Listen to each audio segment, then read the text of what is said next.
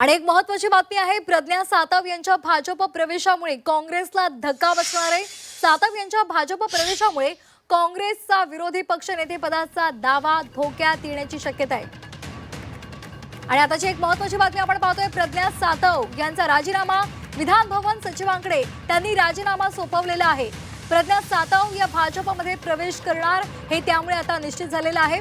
प्रज्ञा सातव यांनी आपला आमदारकीचा राजीनामा दिलेला आहे। त्यांनी सभापतींकडे वेळ मागितलेली होती आणि त्यानुसार त्यांनी विधान भवनामध्ये जात आपला राजीनामा सोपवलेला आहे। आताची महत्त्वाची बातमी आपण पाहतोय,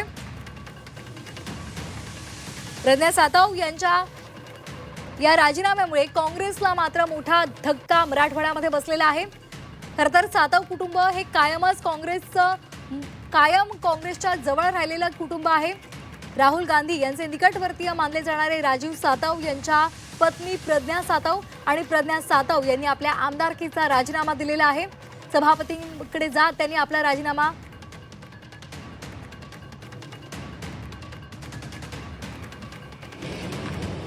या संदर्भात अधिक माहितीसाठी आपण जाणार आहोत आमचे प्रतिनिधी ओम देशमुख यांच्याकडे।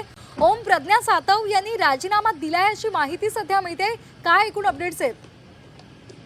अगदी काही मिनिटांपूर्वी विधान परिषदेच्या काँग्रेस आमदार प्रज्ञा सातव यांनी आपल्या आमदारकीचा राजीनामा जे विधान भवनाचे सचिव आहेत जितेंद्र भोळे यांच्याकडे सुपूर्द केलाय आणि काही मिनिटांमध्ये त्या भाजप प्रदेश मुख्यालयात जाऊन भाजपमध्ये प्रवेश करतील।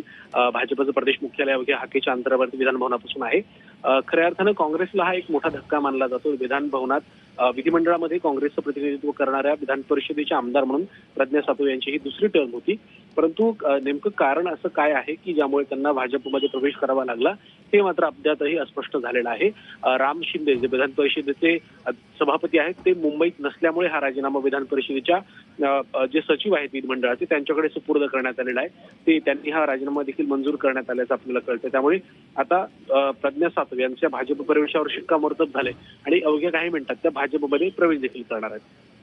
अगदी ओम, एक महत्त्वाचा मुद्दा म्हणजे तुम्ही आता जसं सांगितलं की त्या भाजपमध्ये का जाणार आहेत किंवा त्यांनी काँग्रेसची साथ का सोडली आहे या संदर्भातली माहिती समोर आलेली नाही, पण मग काय कयास मांडला जातो, काय कयास बांधला जातो या संदर्भात की का त्यांनी भाजपमध्ये प्रवेश केलाय?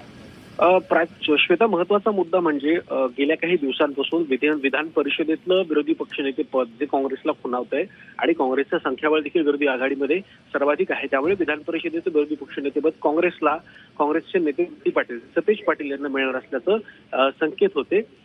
याच घडामोडींच्या पार्श्वभूमीवर कुठेतरी काँग्रेसचं संख्याबळ कमी करण्याचा प्रयत्न भाजपकडनं केला जातोय का, अशीही एक शक्यता या निमित्तानं बोलून दाखवली जाते। खऱ्या अर्थानं काँग्रेसच्या प्रज्ञा सातव यांच्यासोबत अजून एक विधान परिषदेचा आमदार आज भाजपमध्ये प्रवेश करणार असल्याचं सूत्रांकडनं कळते। मात्र तो आमदार नक्की कोण आहे, तो मोठा नेता नेमका कोण आहे याबद्दल स्पष्टता होत नाही। परंतु या निमित्तानं या माध्यमातून काँग्रेसचं विधान परिषदेतलं संख्याबळ मात्र एक कमी होते आणि कदाचित याच माध्यमातून भाजप काँग्रेसला हा धक्का देऊ पाहते। त्यामुळे अर्थात राजकीय अँगल नेमकं काय होतं याबद्दल स्वतः प्रज्ञा सातव याच स्पष्टोक्ती करू शकतील, परंतु सध्या तरी भाजपनं काँग्रेसला मोठा धक्का या निमित्तानं दिल्याचं स्पष्ट होत आहे। अगदी धन्यवाद ओम दिलेल्या आहे सविस्तर माहितीसाठी। तर एकेकडून अनेक मोठे धक्के हे काँग्रेसला बसतायत। आगामी काळात जिल्हा परिषदेच्या निवडणुका आहेत आणि या सगळ्याच्या पार्श्वभूमीवर हा मोठा धक्का काँग्रेससाठी मानला जातोय। तर प्रज्ञा सातव कोण आहेत आपण ग्राफिक्स मधून पाहतोय। राहुल गांधीचे निकटवर्तीय दिवंगत राजीव सातव यांच्या त्या पत्नी आहेत। 2021 मध्ये राजीव सातव यांच्या मृत्यूनंतर प्रज्ञा सातव यांची विधान परिषदेवर वर्णी लागली। 2024 मध्ये काँग्रेसकडून पुन्हा एकदा प्रज्ञा सातव यांना विधान परिषदेवर आमदारकी मिळाली। 2021 पासून प्रज्ञा सातव महाराष्ट्र प्रदेश काँग्रेसच्या उपाध्यक्ष आहेत। मात्र आता त्यांनी आपला राजीनामा सोपवलेला आहे आणि त्या भाजपमध्ये प्रवेश करणार आहेत। दरम्यान प्रज्ञा सातव यांच्या भाजप प्रवेशामुळे काँग्रेसला धक्का मानला जातोय। सातव यांच्या भाजप प्रवेशामुळे काँग्रेसचा विरोधी पक्षनेते पदाचा दावा धोक्यात येण्याची शक्यता आहे, कारण सातव यांच्या भाजप प्रवेशानंतर काँग्रेसचं संख्याबळ 8 वरून 7 वर येणार आहे।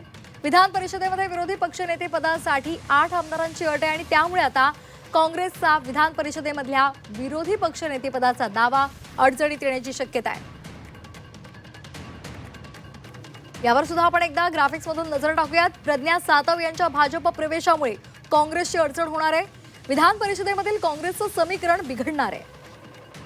काँग्रेसचं संख्याबळ 8 वरून 7 वर येणार आहे। विरोधी पक्षनेते पदावर दावा करण्यासाठी 8 आमदारांची अट आहे. त्यामुळे संख्याबळ कमी झालं तर हे संपूर्ण समीकरण बिघडण्याची शक्यता आहे.